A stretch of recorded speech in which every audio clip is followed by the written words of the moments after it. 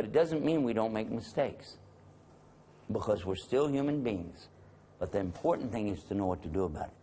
If you make a mistake, and we mentioned this in another program, the first thing to do is to acknowledge to yourself, to say to yourself, I made a big mistake. That was wrong. I shouldn't have done that. And that's very hard to do. Because after you make the mistake, Shaitan comes to you. The devil comes to you and he tells you, oh, that wasn't really a mistake. It's okay. You don't have to tell people. You'll look bad. You'll look low. Don't tell anybody. Just keep it to yourself. You know what I'm saying? It wasn't really a mistake. You didn't really steal it. They probably owed it to you anyway. Or maybe they stole it from somebody else. See? He's playing with you. But you have to say, no, what I did was wrong. It doesn't matter what somebody else did. What I did, I was wrong. I have to say I'm sorry. By the way, that happened to me just yesterday. I had made a mistake. I hurt somebody's feelings. And I had to tell them. I had to tell them clearly, I was wrong. And I need you to forgive me. And it surprised them and it made them very happy, because then they felt better. Okay, at least he said it. It does make a difference. A lot of difference. But how about to Allah? Allah sees everything we do. He hears every single sound we make. He even knows what we're thinking in our head. Now let's talk about what happens when we make a mistake. Suppose I do something bad, or I do something good. Both of these are recorded. There's an angel who records all your good deeds, the one on the right side. Anything you do good, he records it. And when you do a good thing, works for you 10 times. On the day of judgment, one good deed equals how many? 10. But even if you mean to do a good deed, but you didn't get to do it, you wanted to do it, you said, I would like to help some children today. I would like to give charity today. I would like to do a good deed today. Maybe I'll go help my mother. Maybe I'll help my dad. But you didn't do it. You wanted to, but it didn't happen. This is called niyyah, intention. Guess what? You already have a good deed. As soon as you said to yourself even, I want to do good, this angel wrote for you a good deed. Make it right now. Make a niyyah in your mind. Something you want to do good for your mom. I want to do this. Or for your brother, your sister, somebody you know them. You want to do something nice, a good thing for Allah. Think about it. As you're thinking about it, the angel is writing these good things for you. Right now. Imagine that. How's that feel? You put him to work. Make him write. Huh? Some people, their angel never even learned how to write yet because they didn't do any good deeds. But what about if somebody does a bad deed? What happens if somebody does a bad deed? The angel on this side gets ready to write down the bad deed.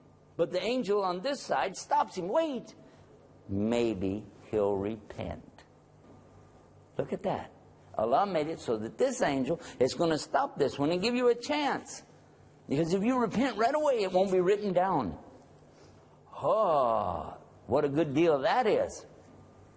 Really? Really? Now you think about it, you say, well, nah, you should repent. So now the angel over here is going to write it down again. And this one stops him again. Wait. Give her a chance. Maybe she'll repent. Then after a little bit more, he starts to write, what? Try to stop him again. Finally, you don't repent, he will write it down. But what will he write for you? One bad deed. Only one. The angel on the other side, every time you did a good deed, how many did he write? 10? 10 good deeds? Only did one? Maybe somebody said, oh, my pencil broke. Well, take my pencil. Good deed, right? 10 pencils. 10 good deeds. Now what if you took somebody's pencil? Okay, this is a special kind of bad deed because you stole something from somebody. Now it's one kind of bad deed between you and Allah, but it's another kind of bad deed between you and the people. Because you can ask Allah to forgive you for what you did between you and Allah. But when you do something to the people, this is a whole new problem. Because the people don't forgive you. Allah, He can forgive you. But you can ask Allah, forgive me. And there are certain things we do in Islam, Allah forgive you. Like for instance, suppose I did something bad between me and Allah. Maybe I didn't pray right. Maybe I didn't pray on time. Maybe I did some bad thing, between me and Allah. So what I can do, I can pray 2 rak'ah. Make wudu, pray 2 rak'ah, and then cry to Allah, please forgive me. If I'm serious and I'm really going to be good, not do that anymore, Allah, He'll forgive me. He will forgive it.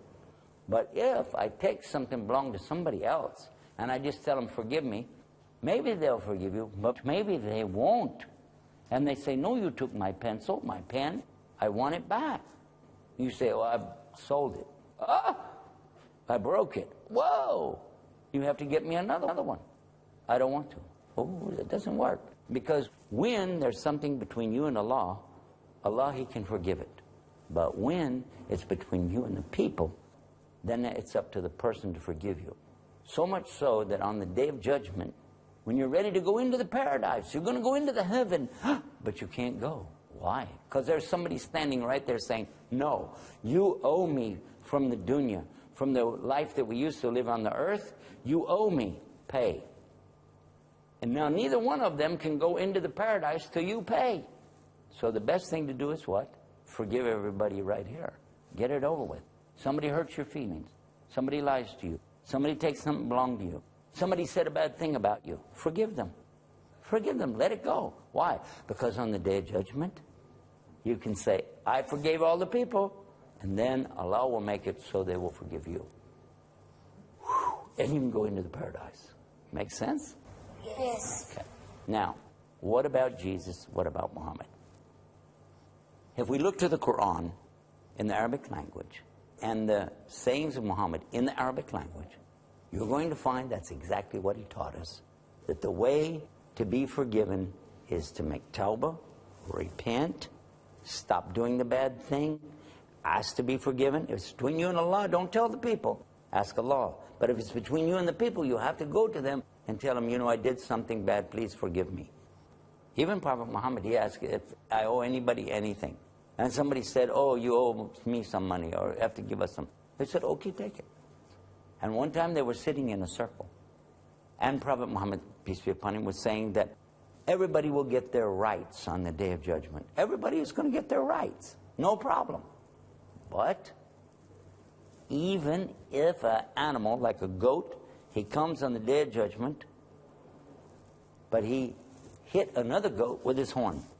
But the other goat didn't have any horns. So on that day, Allah will let this goat hit him back. So somebody sitting next to Muhammad said, but you hit me when you were sitting down. Huh? Yeah, your elbow or something, you kind of hit me on my side. Does that mean? He said, yeah, it means you get to hit me the same way. Now the other companions were like, what? No way you're going to hit Prophet Muhammad. No, he said, no. Let him do that. Go ahead, hit me. However you think I hit you, go ahead. He said, oh, but I don't have a shirt on and you do.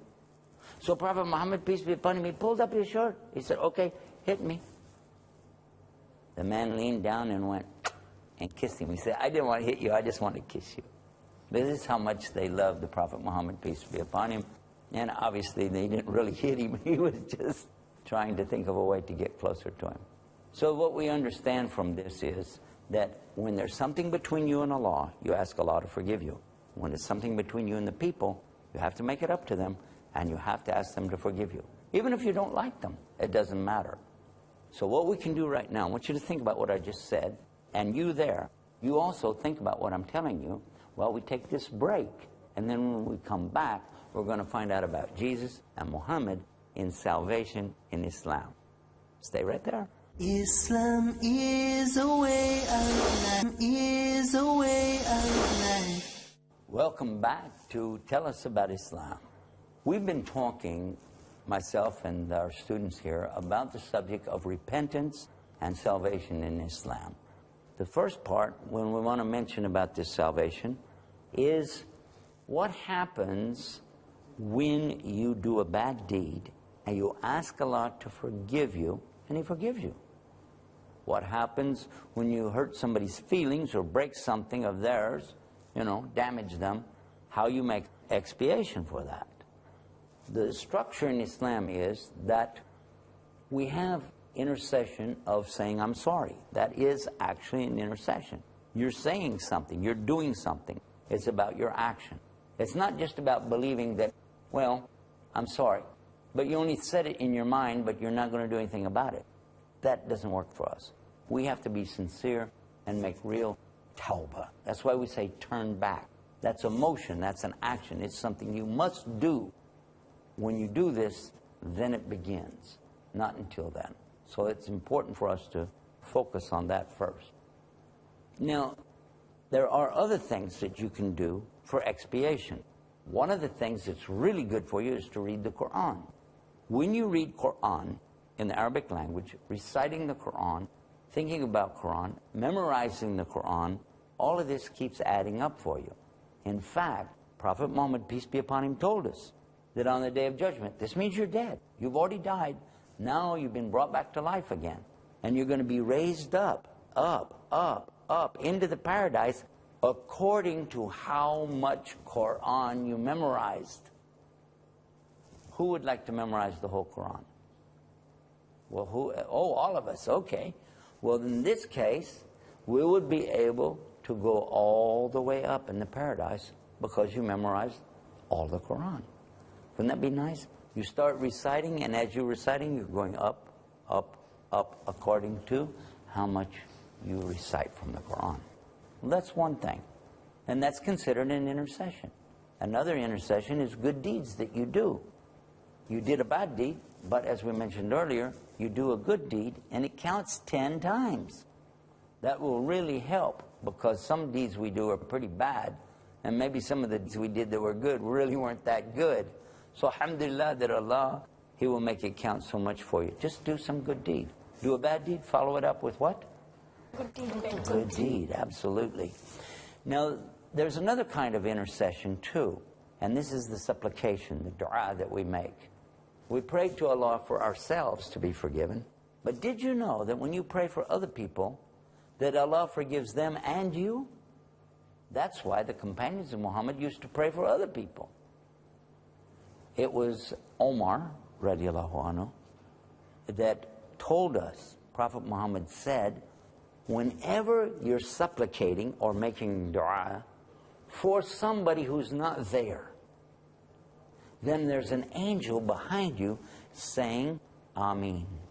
And for him too. And for her too. So that whenever I'm asking Allah for another person, it's double. They're getting it, but also I'm getting it too.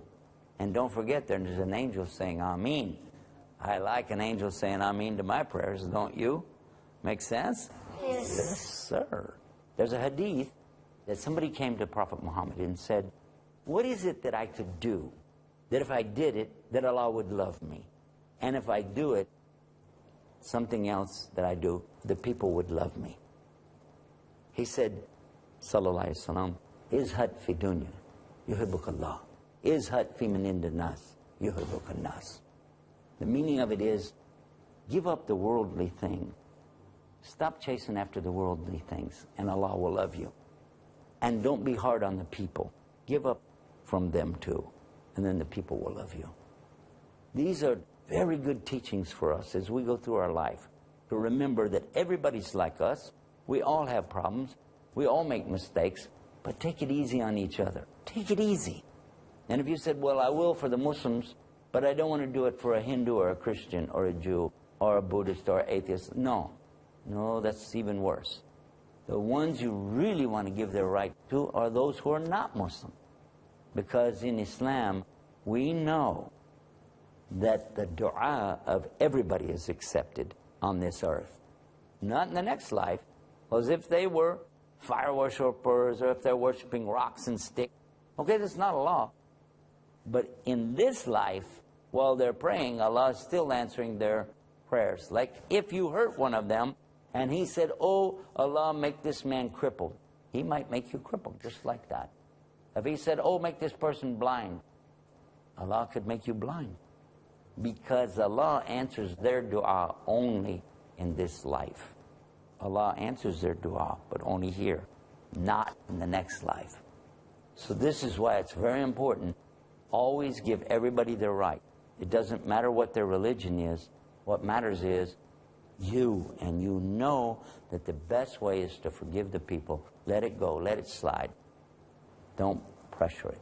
Now, did Jesus teach this? According to their Bible in English they have today, which we don't accept as the final word of God, after all, it's in English, but still, according to that, he told them to forgive. It's better to forgive. And so this is the same thing in Islam. It's better for you to forgive, because it's the same message. Jesus and Muhammad, peace be upon both of them, taught the people to forgive, to follow up a bad deed with a good deed.